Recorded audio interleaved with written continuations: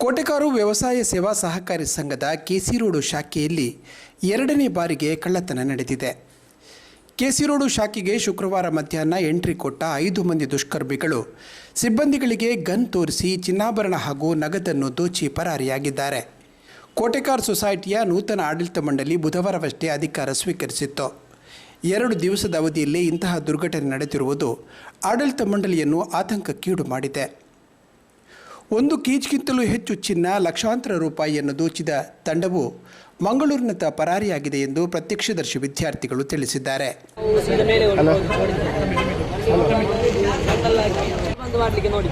ಬಂದು ಮಾಡಿದ್ರೆ ಇಲ್ಲಿ ಕಾರಲ್ಲಿ 2 ಜನ ಇದ್ದಾರೆ.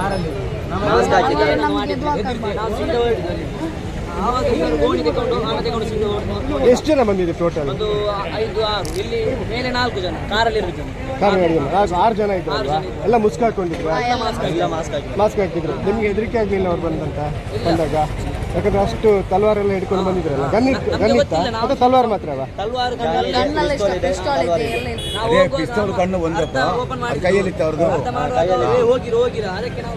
ಯಾವ ಭಾಷೆಯಲ್ಲಿ ಮಾತಾಡ್ತಾರೆ? ಕನ್ನಡ ಭಾಷೆಯಲ್ಲಿ? ಹಿಂದಿ ಅಲ್ಲಲ್ವಾ? ಲೋಕಲ್ ಭಾಷೆಯ? ಕನ್ನಡ ಭಾಷೆ ಹೇಗಿತ್ತು?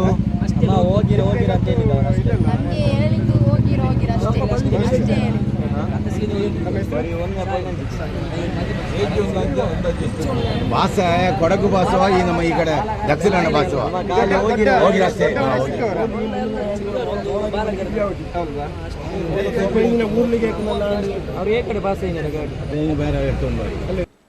ಕ್ಷೇತ್ರದಲ್ಲಿ ಸಂಚಾರದಲ್ಲಿದ್ದ ಸ್ಥಳೀಯ ಶಾಸಕರು ಮತ್ತು ಸ್ಪೀಕರು ಆಗಿರುವ ಯುಟಿ ಖಾದರ್ ಸಿಎಂ ಭೇಟಿಯಲ್ಲಿದ್ದರೂ ವಿಷಯ ತಿಳಿದ ತಕ್ಷಣ ಸೊಸೈಟಿ ಆಗಮಿಸಿ ಆಡಳಿತ ಮಂಡಳಿ ಮತ್ತು ಸಿಬ್ಬಂದಿಗೆ ಧೈರ್ಯ ತುಂಬಿ ಪೊಲೀಸ್ ವ್ಯವಸ್ಥೆಯನ್ನು ಚುರುಕುಗೊಳಿಸಿದ್ದಾರೆ.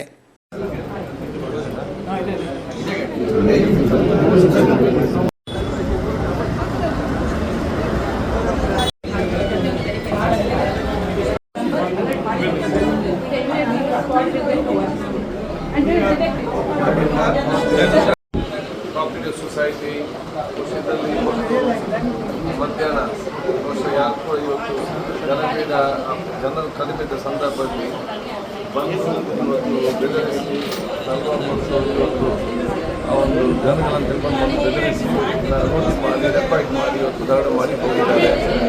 ಬಹುಶಃ ಈಗಾಗಲೇ ನಾವಿಲ್ಲಿ ಬಂದು ಅಧ್ಯಕ್ಷರು ಕ್ಷೇತ್ರದಲ್ಲಿ ಸಾರಿ ಉಪಾಧ್ಯಕ್ಷ ಆಡಳಿತ ಸಮಿತಿ ಎಲ್ಲರೂ ಇಲ್ಲಿ ಚರ್ಚೆ ಮಾಡ್ತೀವಿ.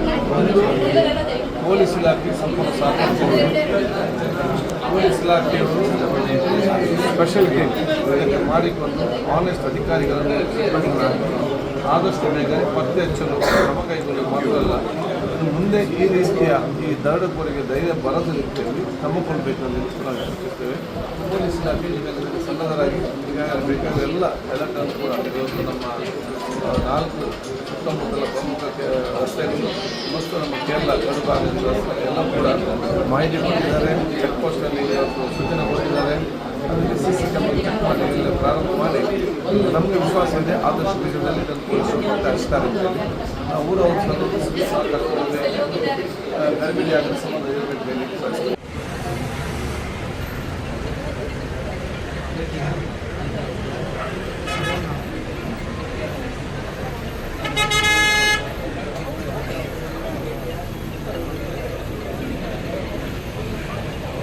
ಸ್ಥಳಕ್ಕೆ ಪೊಲೀಸ್ ಘಟನವೇ ಆಗಮಿಸಿದ್ದು ಪೊಲೀಸು ಶ್ವಾನದಳದ ಮೂಲಕ ತನಿಖೆ ಚುರುಕಾಗಿದೆ.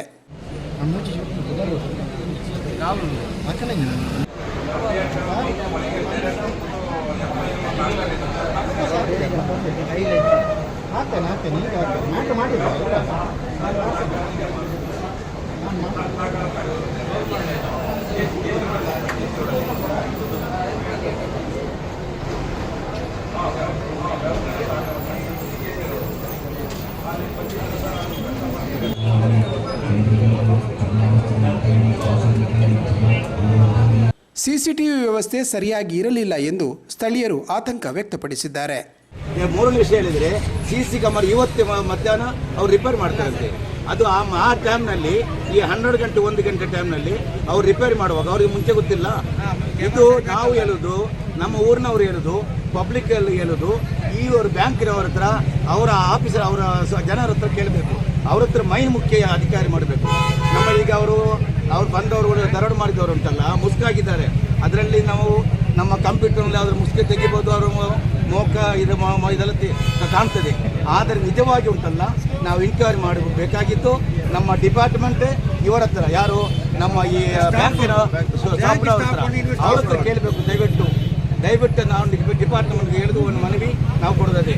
ಅದಕ್ಕೆ ಬೇಕಾಗಿ ಮುಖ್ಯವಾಗಿ ನಮಗೆ ನಮ್ಮ ಇ.ಟಿ. ಖಾದರ್ ಅವರು ಪ್ರತ್ಯೇಕವಾಗಿ ಅವರು ಇದನ್ನು ನಮಗೆ ಹಿಡಿದು ನಮ್ಮ ಈ ಪಬ್ಲಿಕ್ ಪಾಪದವರು ಬಡವರ ಚಿನ್ನ ದುಡ್ಡು ಎಲ್ಲ ಅದರಲ್ಲಿ ಇದೆ, ಅದನ್ನು ಅಳಿಕರು ಮಾಡಿ ಇವತ್ತೆಲ್ಲ ನಾನಾದರೆ ಕೊಡಬೇಕಾಗಿ ನಾನು ನಿಮ್ಮಲ್ಲಿ ಕೇಳಿಕೊಳ್ತೇನೆ ವಿನಂತಿ.